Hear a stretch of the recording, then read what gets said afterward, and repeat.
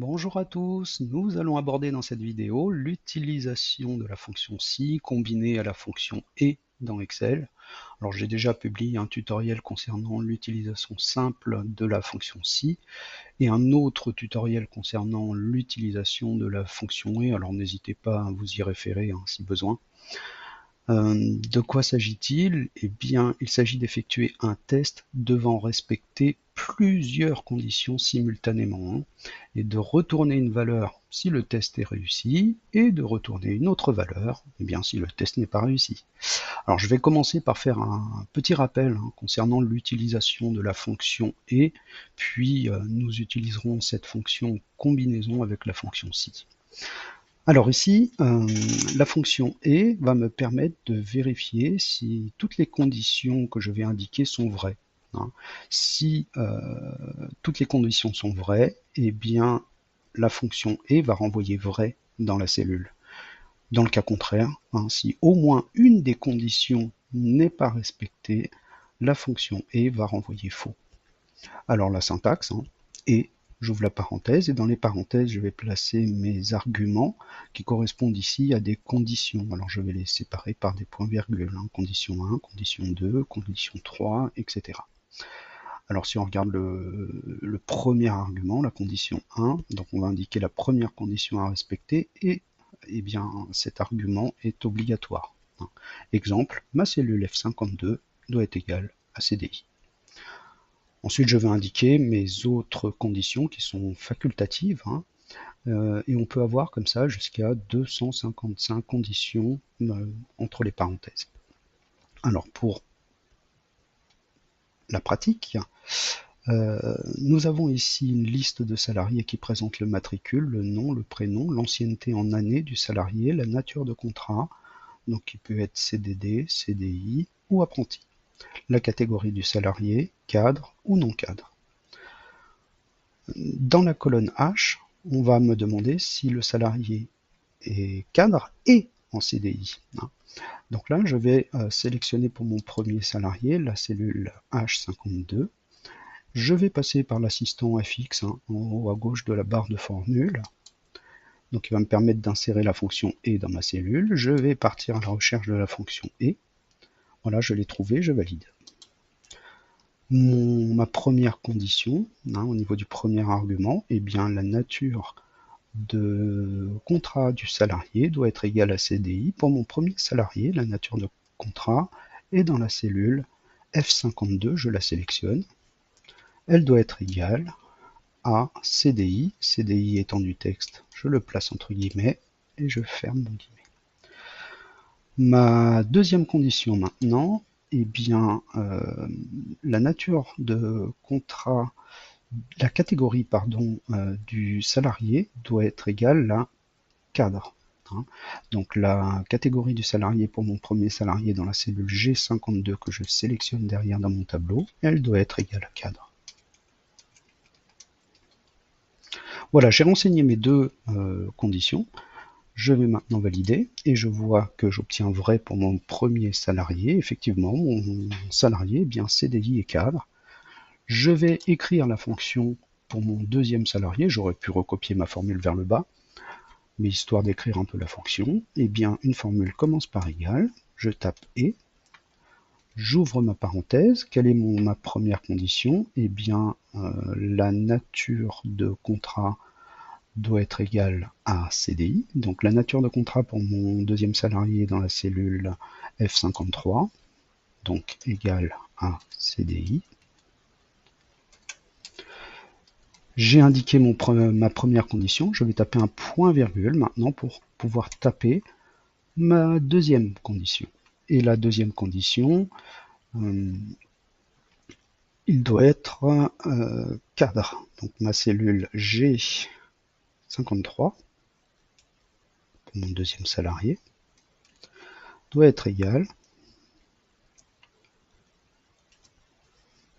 à cadre. Voilà, j'ai indiqué mes deux conditions. Je vais pouvoir fermer la parenthèse de ma fonction et. Voilà, donc j'obtiens faux pour mon deuxième salarié, effectivement, celui-ci est en CDD et non plus non cadre. Alors je vais recopier cette formule vers le bas maintenant pour mes autres salariés, et voilà, j'obtiens un deuxième salarié cadre en fin de tableau, cadre en CDI. Donc voilà pour l'utilisation de cette fonction et, c'était un petit rappel. Maintenant je vais revenir sur ma feuille fonction si. Donc l'objectif de la fonction si, petit rappel également là-dessus, c'est de vérifier si une condition est respectée. Et si la condition est respectée, on va renvoyer une valeur, et si la condition n'est pas respectée, eh bien nous allons retourner une autre valeur. Alors la syntaxe, si, et dans les parenthèses, donc premier argument, on va indiquer le test ou la condition, puis deuxième argument, la valeur si c'est vrai, troisième argument, la valeur si la condition n'est pas respectée, la valeur si faux. Alors si je regarde de façon plus détaillée les arguments, premier argument, le test ou la condition, correspond à la valeur ou l'expression dont le résultat peut être vrai ou faux. Exemple, B2 supérieur ou égal à 18, ben ça peut être vrai ou faux. Mon deuxième argument, la valeur si vraie, correspond au résultat affiché si la condition est respectée. C'est-à-dire que si B2 est supérieur ou égal à 18, je veux voir majeur dans ma cellule. Troisième argument, la valeur si faux correspond au résultat affiché si la condition n'est pas remplie. C'est-à-dire que si B2 n'est pas supérieur ou égal à 18, eh bien je veux voir mineur dans ma cellule. Alors passons à la pratique. Je suis toujours face à un tableau qui présente une liste de salariés avec le matricule, le nom, le prénom, l'ancienneté en année, la nature de contrat, la catégorie du salarié, son salaire brut, et on me demande dans la colonne I de calculer sa prime d'ancienneté. Alors, si je regarde un petit peu la consigne, on me dit qu'une prime d'ancienneté est versée aux salariés en CDI dont l'ancienneté est supérieure ou égale à 2 ans. Donc j'ai deux conditions à respecter pour obtenir la prime d'ancienneté. C'est que le salarié doit être en CDI et son ancienneté supérieure ou égale à 2 ans. Alors c'est parti. Oui, d'ailleurs, la prime d'ancienneté correspond à 3% du salaire brut, et on me demande de calculer cette prime. Alors c'est parti pour mon premier salarié, je vais sélectionner la cellule I83, et là, je vais passer par l'assistant FX qui me permet d'aller insérer une fonction. Je pars à la recherche de ma fonction si. Voilà, je l'ai trouvé, je valide. Mon test logique, eh bien j'ai deux conditions qui se cumulent à respecter. Le salarié doit être en CDI et son ancienneté supérieure ou égale à 2 ans. Alors au niveau de mon premier argument, je vais utiliser la fonction et, j'ouvre la parenthèse, et la première condition, sa nature de contrat, doit être égale à CDI.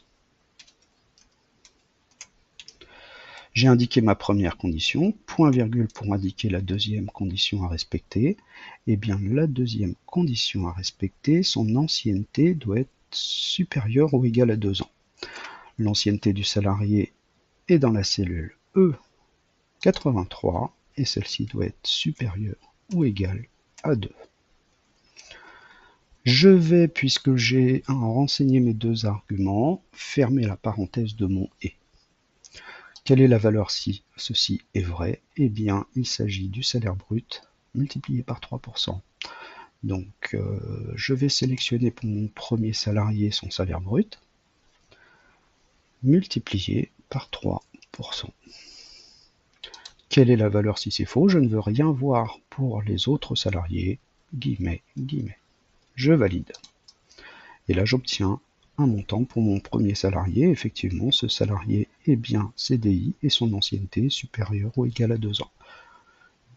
Je vais, pour mon deuxième salarié, taper cette fois-ci la formule. Donc une formule commence par égal, si, j'ouvre ma parenthèse, mon test logique, et j'ouvre ma parenthèse, première condition, la nature de contrat dans la cellule F84 doit être égale à CDI.